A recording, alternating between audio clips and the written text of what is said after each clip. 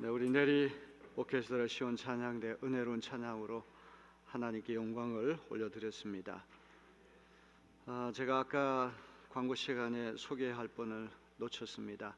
인도네시아에서 선교 사역하시는 이주석 선교사님 또 사모님이 이제 오셨습니다. 어디 계십니까? 네, 우리 이주석 선교사님 오셨는데 우리 박수로 환영하시겠습니다.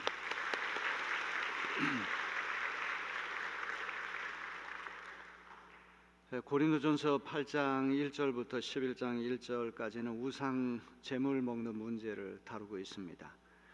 우상에게 바쳐진 제물을 그리스도인이 먹을 수 있느냐 없느냐 이런 문제를 다루는데 있다 없다 간단하게 대답해도 될 그런 문제를 바울은 여러 가지 복잡한 이야기를 합니다. 우리 신약성경에 바울이 쓴 서신이 13통이 있습니다. 개인에게 보낸 편지도 있고 교회에 보낸 편지도 있는데 흔히 생각하기에 복음서가 서신보다 먼저 쓰여졌을 것이다 이렇게 생각하는데 그렇지가 않아요. 오히려 바울 서신이 복음서보다도 훨씬 더 빨리 쓰여졌습니다. 그래서 사료 가치가 높은 것은 어떤 사료가 더 일찍 쓰여졌는가가 중요한데 우리 기독교 신앙을 우리 바로 이해하기 위해서는 복음서 못지않게 바울 서신이 대단히 중요합니다. 그 13통의 편지 가운데에도 로마서, 고린도전서, 고린도후서, 갈라디아서 이 4통의 편지를 바울의 4대 서신 그렇게 말을 하지요. 특별히 로마서가 16장이고 고린도전서가 16장입니다. 구절이 로마서가 몇 구절 더 많아요. 고린도전서의 비중은 로마서 못지않게 아주 중요한 책입니다. 여러분들이 세상에 나가서 대단히 고단하게 그렇게 사시다가 주일날 오셔서 편안하게 설교를 들으셔야 되는데 바울이 말씀하는 내용이 다 심오해요. 단어 하나 가지고 몇십 페이지의 논문을 쓸 수 있고 문장 하나 가지고 수백 페이지의 논문을 쓸 수 있을 만큼 아주 대단히 심오하고 난해한 그런 말씀입니다. 우리 내리교회가 고린도전서 연속 강해 설교를 하면서 이제 바울이 우리에게 이야기하려고 하는 것이 무엇인가 잘 깨닫고 은혜 받고 이 말씀이 우리 가슴에 잘 아로새겨져서 바울 사도 주신 말씀대로 살아내는 우리 모두가 되기를 주님의 이름으로 기원합니다. 탈무드에 보면은 훌륭한 아버지는 자식에게 고기를 많이 잡아주는 아버지가 아니라 고기 잡는 방법을 가르쳐주는 아버지가 지혜로운 아버지다. 자식 사랑한다고 해서 고기를 아무리 많이 잡아줘도 아버지 돌아가시면 아무것도 못하게 됩니다. 아버지 살아있을 때 고기 잡는 방법 훈련을 잘 시켜서 아버지가 세상을 떠난 다음에도 스스로 고기 잡는 일을 잘하게 도와주는 아버지, 그런 아버지가 현명한 아버지죠. 바울 사도께서 꼭 그런 분이라고 저는 생각합니다. 어떤 기본 원리를 우리에게 제시하고 고린도 교회에서 불거진 문제가 상황과 시간을 뛰어넘어서 오늘 우리에게도 여전히 유효한 그런 말씀이 되는 것이죠. 이 바울이 지금까지 이야기한 것들을 정리하면 어떤 것이 될까 제가 생각해 봤어요. 본질적인 것은 일치를, 비본질적인 것에는 자유를, 모든 것에는 자비를, 이것이 바울이 가르쳐주는 정신이라고 생각합니다. 이것이 어거스틴, 마틴 루터, 존 웨슬리 목사님에게까지 그대로 계승이 됐어요. 한번 따라해 볼까요? 본질적인 것에는 일치를, 비본질적인 것에는 자유를, 모든 것에는 자비를. 예수 믿어야지 구원받는다는 건 본질적인 것입니다. 이거는 장로교든 감리교든 천년 전의 교회든 오늘의 교회든 천년 후의 교회든 일치가 돼야 합니다. 기도할 때 통성으로 기도해야 됩니까? 소리 내지 않고 기도해야 됩니까? 이건 비본질적인 문제예요. 여기는 자유가 있어야 돼요. 조금 어려운 말로 아디아포라 그렇게 이야기를 합니다.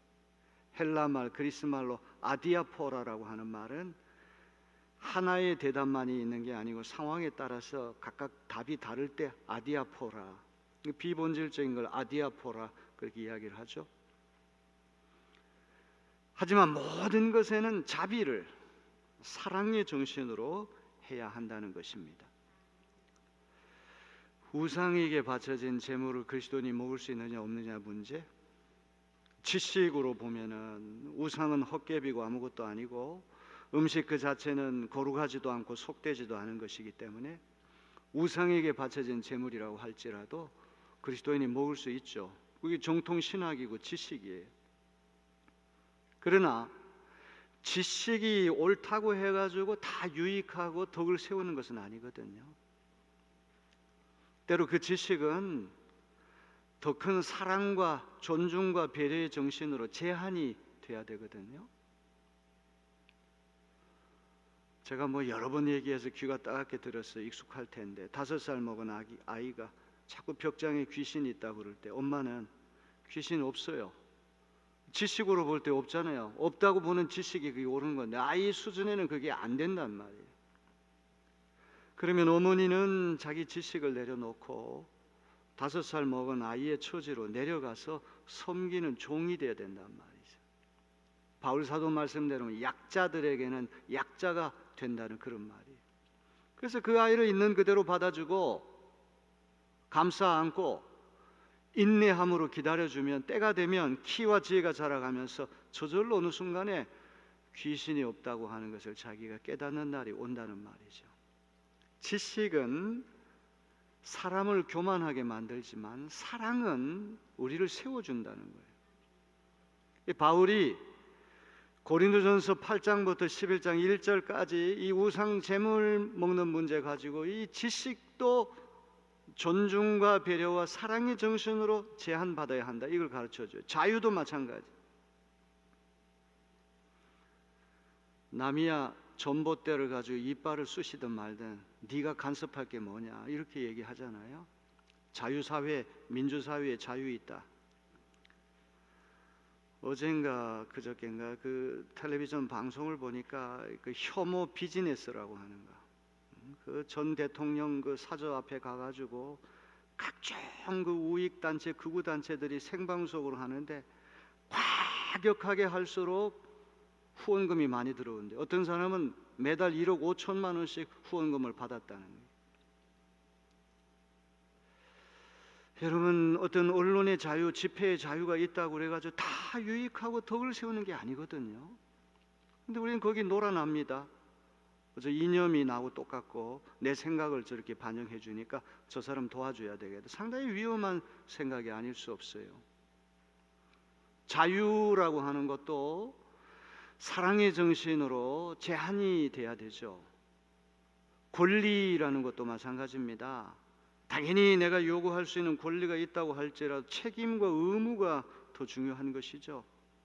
국민이 다 자기 찾아먹을 권리만 내세우고 자기가 마땅히 해야 할 의무와 책임은 등한시한다면 그런 나라는 저절로 무너지는 나라가 되고 말 것입니다. 이 바울은 우상 제물을 다루는 문제에 있어서 지식의 문제, 자유의 문제, 권리의 문제까지 끌고 들어오지 않습니까? 고린도 교회를 세운 개척 담임 목사로서 밤낮으로 수고하기에 당연히 경제권을 요구할 권리가 있어요. 나를 경제적으로 부양해야 된다, 이런 물질에 대한 걸 요구할 권리가 있지만 복음 전파의 순수성이 훼손되지 않기 위해서 자기는 18개월 동안 고린도에서 일할 때 자비량으로 천막 만드는 그 수공업에 종사하면서 생계비를 벌었다, 권리를 축소했다, 양도했다, 이런 말씀하지 않습니까? 자, 오늘 이제 마침내 이 우상 제물 문제에 대한 결론에 우리가 도달하게 됐는데, 바울 사도의 결론을 맺기 전에 가장 기본적인 원리부터 제시하는 것을 우리가 잘 들으시기 바랍니다. 우리 23절, 24절 다 같이 한번 읽어봅시다. 우리 마음을 모아서 큰 목소리로 한번 다 같이 읽어봅시다. 모든 것이 다 허용된다고 사람들은 말하지만 모든 것이 다 유익한 것은 아닙니다. 모든 것이 다 허용된다고 사람들은 말하지만 모든 것이 다 덕을 세우는 것은 아닙니다. 아무도 자기의 유익을 추구하지 말고 남의 유익을 추구하십시오. 개역 개정에는 모든 것이 가하다 이렇게 돼요. 가하다는 말은 가능하다. 내가 할 수 있는 자유가 있다, 권리가 있다 이런 말이죠. 모든 것을 할 수 있는 자유가 우리에게 허용되었지만 이 자유에게는 두 가지 제한이 필요하다는 거예요. 첫째는 유익성을 따져봐야 돼. 두 번째는 건덕성, 이게 덕을 세우냐 안 세우냐 이걸 따져봐야 돼요. 당연히 내가 할 수 있는 어떤 자유와 권리라고 그래가지고 하고 싶은 대로 다 하다 보면은 이 세상이 어떻게 되겠습니까? 자기 옳은 지식, 자기가 하고 싶은 거 다 할 수 있는 자유, 당연히 요구할 권리, 이 지식과 자유와 권리라고 하는 이 문제는 두 가지 기준으로 항상 제한을 받아야 되는, 첫째는 이게 유익하냐 안 하냐를 따져보고 두 번째는 덕을 세우느냐 세우지 않느냐를 따져봐야 돼요. 담배 피우는 거 자유가 있으니까 기호품이고 개인의 기호품이니까 할 수 있죠. 그럼 모든 것이 가한 거죠. 그러나 자기 건강에 해로워요. 담배 피우는 사람이 있으면 가족도 불편하잖아요. 군대에서 우리 훈련 받을 때 4km 지점에서 담배 피우는 냄새가 4km까지 온다는 그런 훈련 받지 않습니까? 아파트 밑에서 담배를 피워도 거기에 10층, 20층까지 그 담배 연기가 냄새가 나잖아요. 유익하지 않아요.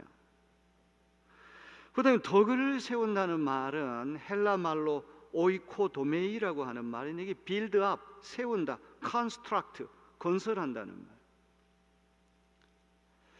예수 믿는 우리는 누군가를 세워주는 이들이 됐으면 좋겠어요. 무참히 깔아뭉개고 무너뜨리고 이런 이가 돼서는 안 됩니다. 모든 것이 허용되지만 이것이 유익한 것인가? 나와 공동체의 덕을 세우는 것인가? 항상 두 가지 기준을 따져보라 이 말이죠. 이 바울이 제시하는 기본 원리고 대원칙입니다. 자, 그러면서 이제 25절로부터 30절까지는 성경에서 나오는 이야기들 가운데 가장 흥미로운 이야기들 가운데 하나예요.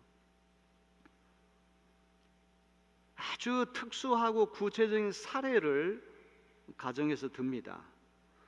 이제 우상 제물 먹는 문제니까 그러면 일반 시장에서 정육점에서 파는 고기 어떻게 해야 됩니까? 이제 거기에 대한 지침을 주고, 두 번째는 불신자가 신자를 식사 자리에 초대해 가지고 음식을 내놓을 때 그때 신자가 어떻게 해야 되는가 이걸 우리에게 가르쳐 줘요.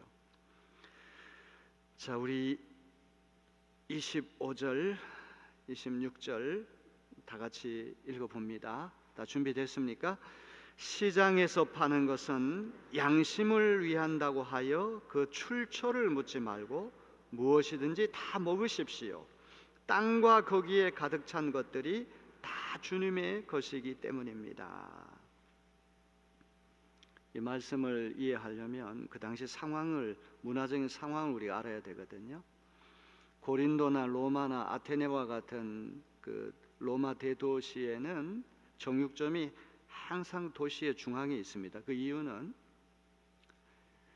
중앙에 있는 신전에다가 정육점 고기들을 우상 제물로 바쳐야 되기 때문에 그래요. 신전이 하나만 아니라 수십 개 신전이 있다 보니까 고린도 도시는 정육점에 있는 고기들을 다 갖다가 제물로 바쳐도 모자랄 정도예요. 그리고 제물로 바친 다음에 다시 정육점으로 온 것을 이제 일반인들에게 파는 그런 형식이 됐단 말이에요. 유대인들이 이런 코셰르라고 하는 음식 규정 때문에 아주 까다로우니까 어떤 정육점에서는 이거 제물로 쓰이지 않는 고기입니다, 별도 표시를 해서 판매할 정도가 됐다는 말. 일반 시장 정육점에서 파는 고기들이 일단은 이게 제물로 쓰여졌을 가능성이 있다. 다 의구심을 사는 상황 속에서 일반 시장에서 파는 고기는 자기 신앙 양심 때문에 이게 도축을 어디에서 했고 어느 신전에 갔다 온 거지 출처를 따지지 말고 그냥 먹으라는 거예요. 이 점에서 바울은 대단히 현실적인 사람, 현실주의자예요. 융통성, 신축성이 아주 뛰어난 사람. 생각해 보세요. 고기를 먹고 싶은데 고린도 시장에서 파는 고기라는 고기는 다 한번 신전을 거쳐가지고 유통되는 거라고 의심을 살만하다고 하면, 자기 신앙 양심이 예민하다고 그래가지고 주인에게 이 고기 어디서 왔습니까? 또 그 장소에 가가지고 다 따져보고 고기를 먹으면은 고기 입에 못 대는 것은 물론이고 삶이 얼마나 피곤해지겠습니까? 고기 하나 먹을 때도 일일이 다 조사를 하고 다니다 보면 그 사람 피곤해서 살 수가 없게 되는 거예요. 일반 시장에서 파는 고기가 의심이 간다고 할지라도 그거 출처 따지지 말고 자기 신앙 양심 따지지 말고 그냥 감사함으로 대범하게 먹으라. 이게 바울이 주는 지침이에요. 이유는 뭡니까? 신학적인 근거는 무엇입니까? 바로 다음에 시편 24편 1절을 인용합니다. 땅과 그 안에 가득 찬 것이 다 모두 다 주님의 것이기 때문에,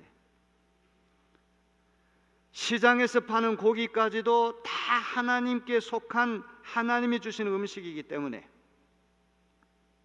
설령 유대교에서 그 많은 음식이라고 할지라도 시장에서 파는 고기를 비롯한 모든 음식의 궁극적 기원이 하나님께 있기 때문에 감사함으로 먹으라. 이게 지침이에요. 우리 디모데전서 4장 4절로부터 5절을 다 같이 한번 읽어보겠습니다. 하나님께서 지으신 것은 모두 다 좋은 것이요 감사하는 마음으로 받으면 버릴 것이 하나도 없습니다. 모든 것은 하나님의 말씀과 기도로 거룩해집니다. 바울이 말씀한 이야기입니다. 하나님 지으신 모든 것은 다 좋은 거예요. 선하신 하나님으로부터 왔기 때문에. 태양에서부터 햇빛이 쭉 이렇게 내려온다고 할 때 태양에서 가까울수록 조도가 더 높고 더 밝겠지만 끝까지 간다고, 저 끄트머리 간다고 할지라도 역시 조도는 조도니까 다 태양에서부터 나오는 거예요. 하나님으로부터, 선하신 하나님으로부터 나온 것은 다 선하다고 하는 거예요. 이게 기독교적인 세계관이죠. 자, 두 번째는 아주 특수하고 까다로운 경우입니다. 불신자 가정에서 신자를 식사 자리에 초대를 했어요. 2000년 전에 그 개인집에서 누군가를 초대하는 것은 가난한 사람은 할 수 없는 일, 특권층만 할 수 있는 일이니까 아주 드문 경우에 일어나는 사례예요. 근데 바울이 이것을 가정하기는 하지만 예수 믿는 우리가 불신자하고 교제를 완전히 끊어야 된다. 이게 바울 생각 아닙니다. 불신자가 초대했을 때 거기 신자가 손님으로 가야 된다는 얘기를 가정할 때 예수 믿는 우리가 불신자하고 접촉을 완전히 끊는 것이 성경적인 사고방식이 아니란 말이에요. 불신자가 초대하면 여러분 가야 되죠. 자, 그런데 이게 어떤 문제가 발생하는지 두 가지, 불신자가 신자를 초청할 때 두 가지 경우가 있어요. 첫 번째 경우를 볼 때 우리 27절 다 같이 읽어봅니다. 불신자들 가운데서 누가 여러분을 초대하여 거기에 가고 싶으면 여러분 앞에 차려놓은 것은 무엇이나 양심을 위한다고 하여 묻지 말고 드십시오. 불신자가 신자를 초대해가지고 정성을 다해서 식사를 차렸어요. 거기는 고기도 올라가 있어요. 아무 말도 안 합니다. 이럴 때에는 아까 시장에서 파는 고기 그냥 먹으라고 했던 것처럼 자기 신앙 양심 문제 그런 거 다 내려놓고 그 음식을 기쁜 마음으로 먹으라, 이렇게 이야기를 합니다. 왜 그렇습니까? 그거는 이 사람을 초청해 준 주인을 배려하는 거예요. 그리스도인은 자신의 유익을 구하는 것이 아니라 남의 유익을 구하는 사람이기 때문에 자기를 초청해 귀한 음식을 대접해 주는 주인을 배려하고 감사하는 자세로 자신의 신앙 양심을 따지고 이거 어디서 왔습니까? 이렇게 묻지 말고 감사한 마음으로 그 음식을 먹으라는 거예요. 자, 두 번째가 대단히 흥미롭습니다. 두 번째는 음식을 들기 전에 누군가 이거 우상 제단에 바친 고기인데 이걸 알려줄 때, 귀띔을 할 때는 어떻게 해야 되느냐, 이 말이에요. 굉장히 중요한 얘기를 하는 거예요. 아무 이야기를 하지 않을 때는 자꾸 의심을 하면서 이거 출처가 어디입니까? 도처가 어디 있었습니까? 어느 신전에 갔다 온 거 아닙니까? 이렇게 해서 주인을 난처하게 하지 말고, 자신의 유익을 구하지 말고 자기를 초청해서 정성껏 상을 차려주는 주인을 배려해가지고 기쁜 마음으로 먹으라, 이건데, 문제는 두 번째 경우는 음식을 들기 전에 누군가 이거 제단에 바쳐진 건데요, 귀띔을 해줄 때는 어떡하냐, 이 말이에요. 자, 우리 28절 다 같이 읽어봅니다. 그러나 어떤 사람이 이것은 제사에 올린 음식입니다 하고 여러분에게 말해주거든 그렇게 알려준 사람과 그의 양심을 위해서 먹지 마십시오.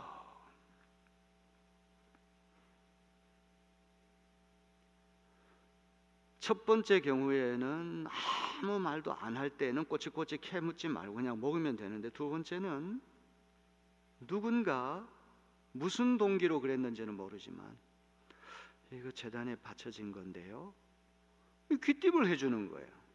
그럴 때는 그 이야기를 해준 사람의 양심을 배려해가지고 그걸 입에 대면 안 된다는 거예요. 제가 이 말씀을 가지고 묵상할 때 지금 이 부분이 제일 마음에 걸렸어요. 도대체 어떤 사람이 이 얘기를 해줬을까? 무슨 동기로 이 얘기를 해줬을까? 주인이 얘기했을까? 그 집에 있는 종이 얘기했을까? 가족 중에 일원이 누가 얘기했을까? 함께 초대받아 간 손님 중에 누가 얘기를 했을까? 배제될 문제는 동료 손님이 신자라고 하면은 이런 경우에는 초대하더라도 안 가겠죠. 그러니까 동료 손님일 경우에는 불신자일 거예요. 이제 바울 사도가 참 위대하다고 하는 얘기는 이런 여러 가지 가능성을 열어놓고 말씀을 이렇게 전개한다고 하는 것은 참 굉장히 귀한 거예요. 딱 이렇게 딱딱 끄집어낼 수 있고 정리되는 거는 이거는 좋은 게 아니에요. 예수님이 오실 때까지 여러 가지 가능성, 주인이 얘기할 수도 있고 주인의 아내가 얘기할 수도 있고 종이 얘기할 수도 있고 같이 동행한 손님 중에 누가 얘기할 수도 있고, 이런 모든 가능성을 열어두고 이 말씀을 한다고 하는 것, 이게 바울의 묘미가 아닌가 싶어요. 왜냐하면 우리의 상황이라는 게 하나만 있는 게 아니고 아주 복잡한 상황이기 때문에.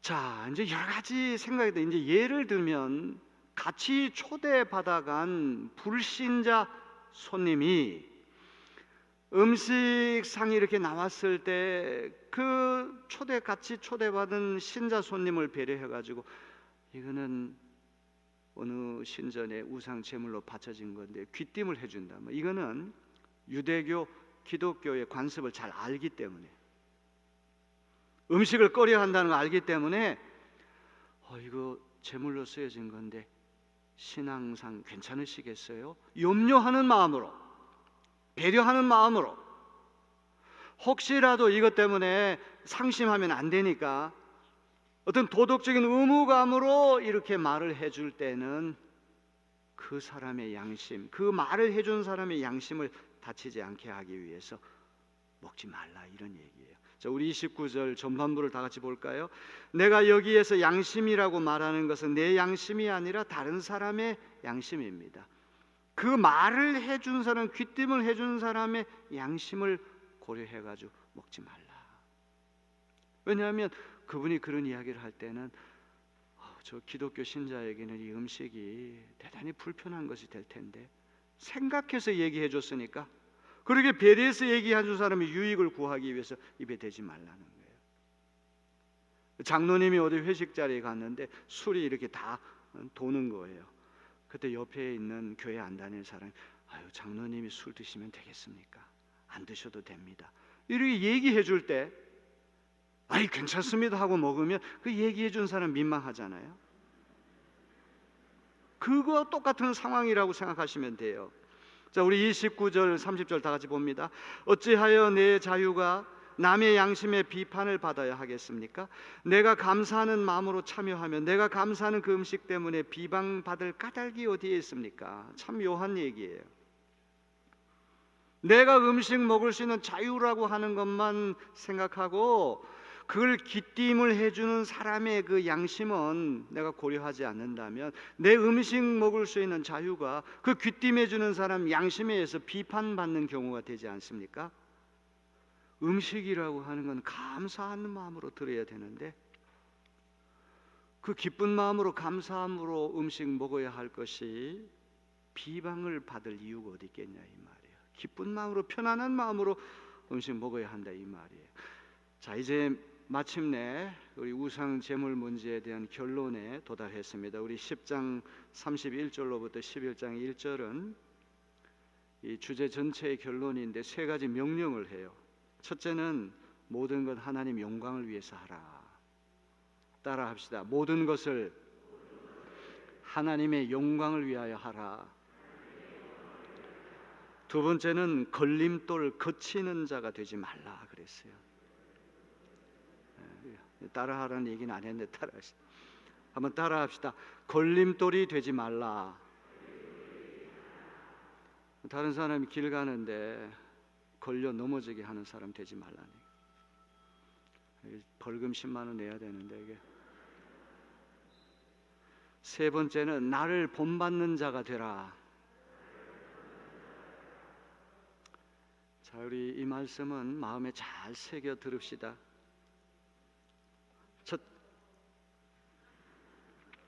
첫째로 무엇을 하든지 하나님의 영광을 위해서 해야 됩니다. 우리 31절을 다 같이 읽어봅니다. 그러므로 여러분은 먹든지 마시든지 무슨 일을 하든지 모든 것을 하나님의 영광을 위하여 하십시오. 이게 지금 재물 먹는 문제 이게 걸려 있는데 이건 단순히 음식 문제뿐만 아니라 모든 것을 무슨 일을 하든지 모든 것을 하나님의 영광을 위해서 하라 이 말이죠. 내가 하는 이 일이 하나님께 영광 돌릴 수 있는 일인가? 항상 이걸 따져보고 하시기 바랍니다. 두 번째는 모든 일에 누구에게나 구원의 걸림돌이 되지 말아야 한다. 우리 32절 33절 다 같이 읽습니다. 여러분은 유대 사람에게도 그리스 사람에게도 하나님의 교회에도 걸림돌이 되지 마십시오. 나도 모든 일을 모든 사람의 마음에 들게 하려고 했습니다. 그것은 내가 내 이로움을 구하지 않고 많은 사람의 이로움을 추구하여 그들이 구원을 받게 하려는 것입니다. 2000년 전에 유대인들의 사고방식은 세계에서 인종은 딱 두 가지, 유덴 und nicht 유덴, 유대인 아니면 비유대인. 그 비유대인을 대표하는 이들이 헬라인, 그리스 사람이에요. 세계에는 딱 두 인종만 있다고 생각하는데 여기 흥미롭게도 바울은 제3 그룹을 등장시키는 그것이 바로 하나님의 교회예요. 유대인이나 헬라인이나 예수 믿고 구원받은 사람은 제3진영인 하나님 교회에 들어오는 거예요. 오늘 바로 여러분들이 하나님의 교회 안에 있는 분들인 것을 믿으시기 바랍니다.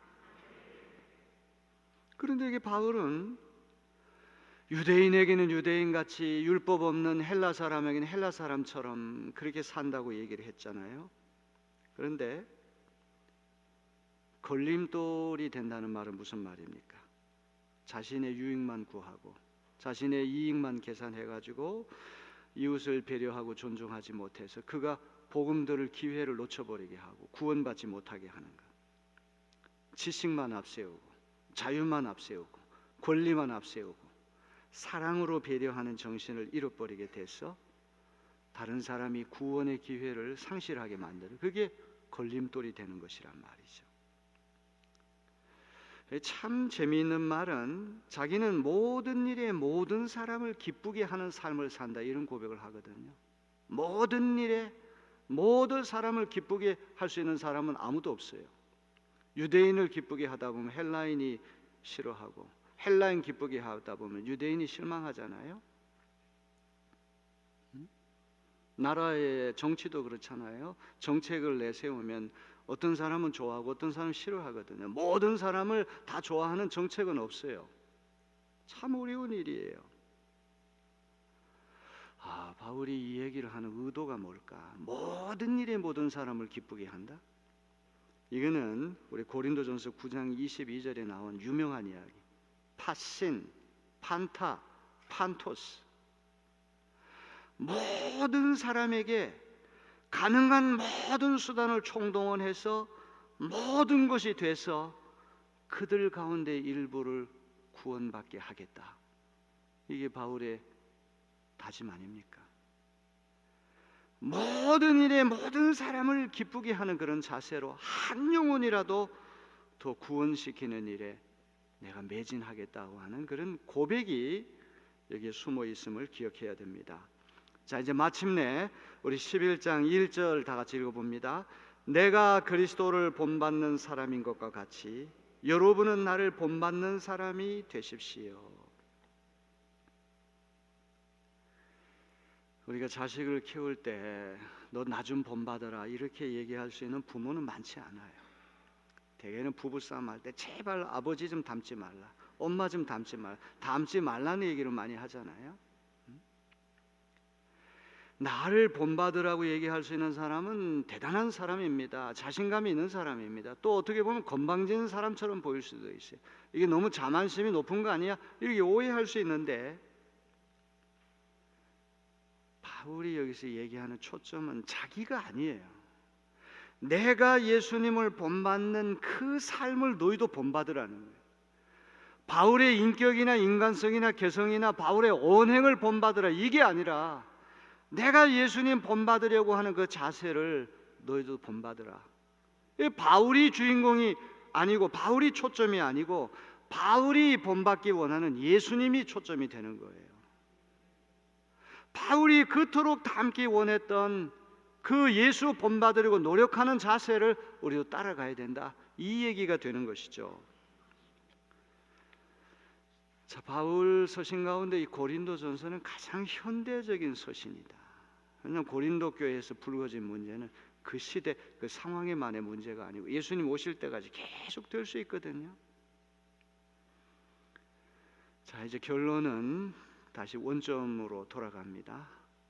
본질적인 것에는 일치를, 비본질적인 것에는 자유를, 모든 것에는 자비를. 이것이 우상 제물 문제 가지고 바울이 우리에게 가르쳐 주는 거예요. 따라합시다. 본질적인 것에는 일치를, 비본질적인 것에는 자유를.